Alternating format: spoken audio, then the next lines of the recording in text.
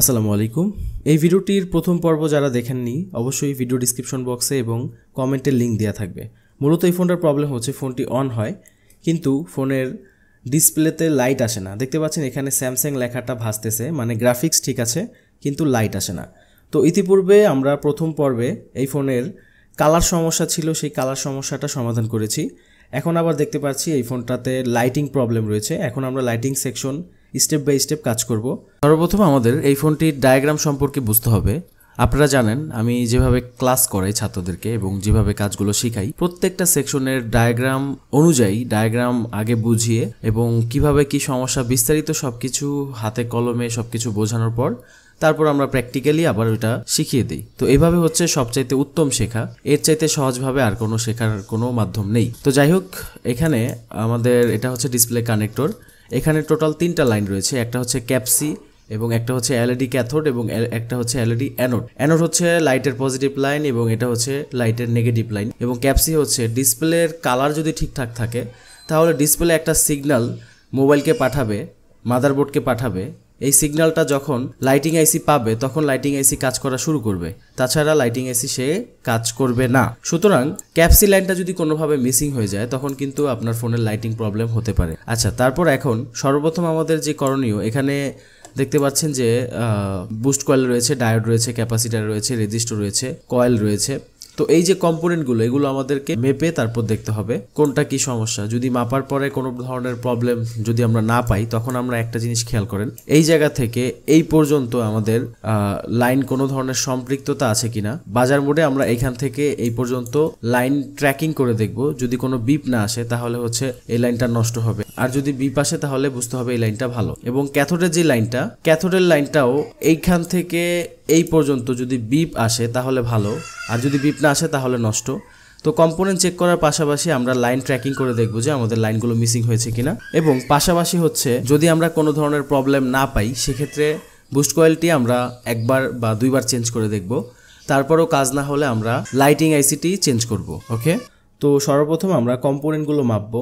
তো কম্পোনেন্ট কিভাবে মাপতে হবে, তারপরের স্টেপ কি করব, সব কিছু বিস্তারিত এখন আমি আপনাদেরকে শেখাতে চলেছি। ওকে, এখন আমরা সর্বপ্রথম মাল্টিমিটারকে বাজার মোডে সিলেক্ট করব।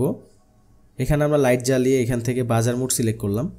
বাজার মোডে আমরা এখানকার ক্যাপাসিটারগুলো মাপবো। তো দুই পাশে রাখার পর যদি কোনো ক্যাপাসিটারে বিপ আসে তাহলে বুঝতে হবে ওই ক্যাপাসিটারটি শর্ট রয়েছে এবং আমাদের লাইটিং সেকশনের যতগুলো আশেপাশে ক্যাপাসিটার রয়েছে সবগুলো দেখতে পাচ্ছেন আমরা মাপতেছি। যদি দেখা যায় যে ক্যাপাসিটারের দুই পাশে রাখার পর বিপ আসছে তাহলে বুঝতে হবে আমাদের ওই ক্যাপাসিটারটি থেকে প্রবলেম হয়েছে বা ক্যাপাসিটারটি শর্ট রয়েছে। এখন আমরা বুস্ট কয়েল মাপতেছি। তো এখানে বুস্ট কয়েল দুই পাশে রাখলে অবশ্যই বিপ আসতে হবে, তাহলে মোটামুটি ভালো হওয়ার সম্ভাবনা আছে। আর যদি কোনো বিপই না আসে তাহলে বুঝতে হবে 100% এটি নষ্ট। বিপ আসলেও আমরা এটিকে চেঞ্জ করে দেখতে হবে, কারণ অনেক সময় কয়েল ভিতরে পুড়ে যায়, যার কারণে কার্যক্ষমতা হারিয়ে ফেলার পরেও কিন্তু মাপলে আপনি বিপ পাবেন।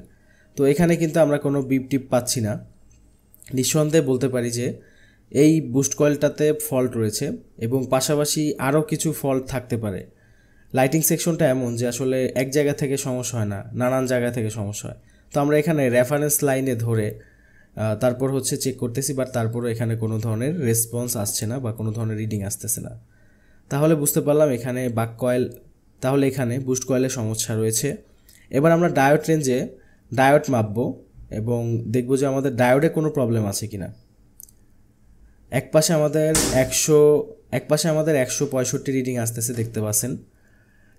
এবার আমরা লাইনটা ঘুরিয়ে মাপবো। তো দেখতে পাচ্ছেন এখানে কোনো রিডিং নেই, তাহলে বুঝলাম আমাদের ডায়োডটাও কিন্তু ওকে আছে এবং ডায়োডের মাপার নিয়মটাও কিন্তু এমন যে দুই পাশে এক পাশে রিডিং আসবে আরেক পাশে আসবে না। এবার আমরা রেজিস্টর মাপতেছি 200 কিলোতে রাখার পর। তো রেজিস্টরে অবশ্যই এখানে মান আসবে, যদি কোনো মান না আসে তাহলে রেজিস্টর নষ্ট। এখানে আমরা রেজিস্টর যখন আমরা দুই পাশে রাখবো রেজিস্টরের, তখন কিছু না কিছু মান আসবে, 00 হলেও আসতে হবে। যদি কোনো মানই না আসে তাহলে বুঝবো আমরা খুব সহজেই ওই রেজিস্টরটা আমাদের প্রবলেম। এবং ওই রেজিস্টরটা অবশ্যই পরীক্ষা নিরীক্ষা করে দেখতে হবে। যদি সিরিজ রেজিস্টর হয় আপনি জাম্পার করে দেখতে পারেন বা রেজিস্টর চেঞ্জ করে দেখতে পারেন। এখন আমাদের আশেপাশে কয়েল দেখতে পাচ্ছি, যার কারণে আমরা বাজার মোডে রাখার পর এখানে যে দুইটা কয়েল রয়েছে এগুলো আমরা মেপে নিব। তো এখানে বিপ আসতেছে, এর মানে হচ্ছে আমাদের কয়েলটা ভালো রয়েছে 100%। এবং এই কয়েলটাতেও কিন্তু বিপ আসতেছে, তাহলে ভালো। এবং এখানে ক্যাপাসিটারগুলো টেস্ট করতেছি, যদি ক্যাপাসিটারে বিপ আসে তাহলে বুঝতে হবে এর উল্টাটা নষ্ট। ওকে, তো এইভাবে আমরা কম্পোনেন্টগুলো সব কিছু মেপে নেওয়ার পর আমরা বুঝতে পারলাম যে আমাদের বুস্ট কয়েলটা চেঞ্জ করতে হবে, যার কারণে আমরা অন্য আরেকটি বোর্ড থেকে এখান থেকে কয়েলটা খুলে নিচ্ছি এবং আমরা কয়েলটা ইনস্টল করে দিব আমাদের আগের যে বোর্ড রয়েছে। এখানে কিছু নিয়ম রয়েছে, অবশ্যই মনোযোগ দিয়ে শুনবেন।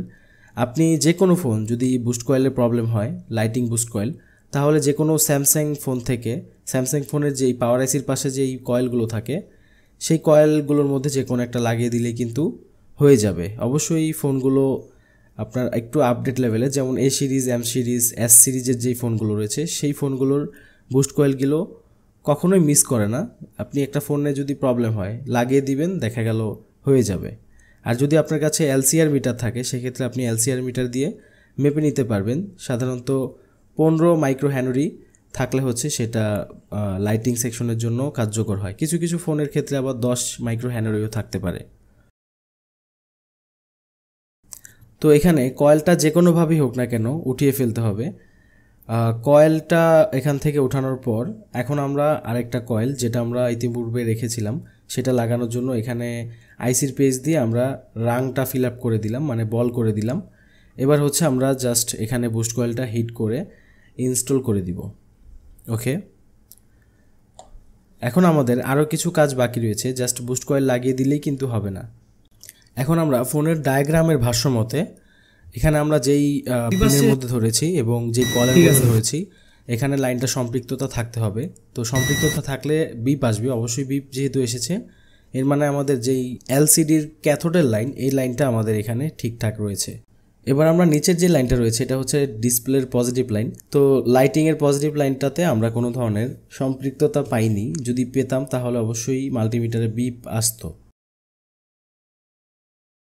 তো লাইনটা ওকে করার জন্য আমরা এখানে 1 নাম্বার পয়েন্টের সাথে জাম্পার করে লাইনটা যেখান থেকে আসছে, যেই রেজিস্টার থেকে আসছে সেখানে আমরা জাম্পার করে দিচ্ছি। ওকে, তো এইভাবে হচ্ছে আমাদের জাম্পার করতে হবে। ওকে, এবার দেখা যাক চেক করে কি হয়। সাধারণত একটা ফোনের ডিসপ্লে চেঞ্জ করে দেখতে হবে, তারপর হচ্ছে কম্পোনেন্ট চেক করে দেখতে হবে, তারপরও সমাধান না হলে বুস্ট কয়েল 2বার চেঞ্জ করে দেখবেন। তারপরেও যদি না হয় তখন আপনি লাইটিং আইসি চেঞ্জ করে দেখবেন। তবুও না হলে লাইটিং আইসির লাইনগুলো কোন জায়গা থেকে আসছে সেটাও দেখতে হবে। আলহামদুলিল্লাহ আমাদের ফোনের লাইটিং কিন্তু চলে আসছে এবং কালারটা ইতিপূর্বে ভিডিওর প্রথম পর্বে আমি বলেছিলাম, সেখানে আমি দেখিয়েছি কিভাবে এটা রিপেয়ার করতে হয়। তো আমাদের ফোনের লাইটিং ওকে হয়ে গেছে। তো যেই ভিডিওটা আপনারা এখনও দেখেন নাই, এই ভিডিওর প্রথম পর্ব যেটা, সেটা অবশ্যই দেখে আসবেন। ভিডিও ডিসক্রিপশন বক্সে, কমেন্টে এবং ভিডিওর উপর যে আই বাটন সেখানে আমি লিঙ্ক দিয়ে দিব। তো ভালো থাকবেন সবাই, আসসালামু আলাইকুম।